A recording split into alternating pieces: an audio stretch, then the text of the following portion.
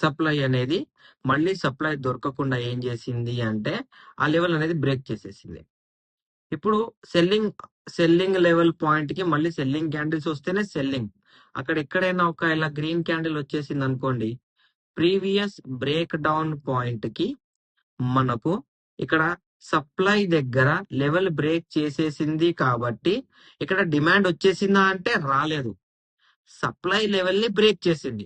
మళ్ళీ డిమాండ్ ఎప్పుడు వస్తుంది అంటే ఈ సప్లై పాయింట్ దగ్గర మార్కెట్ వచ్చిందే అనుకోండి, ప్రీవియస్ లెవెల్ ఈ లెవెల్ బ్రేక్ చేసింది కాబట్టి ఈ లెవెల్ ఏదైనా కానివ్వండి, నేను ఒక ఉట్టిగానే రాస్తాను, 52,249 అనే ఒక లెవెల్. ఆ లెవెల్ ని మార్కెట్ ప్రీవియస్ సప్లై లెవెల్ ని బ్రేక్ చేసేసింది కాబట్టి ఇక్కడ మనకు ఈ ప్రైస్ అనేది ఏం ప్రైస్? Demand price. ఎందుకంటే ప్రీవియస్ లెవెల్ ని ఈ లెవెల్ తో బ్రేక్ చేసింది కాబట్టి ఇట్స్ డిమాండ్ ప్రైస్. ఈ డిమాండ్ ప్రైస్ దగ్గర మార్కెట్ మళ్ళీ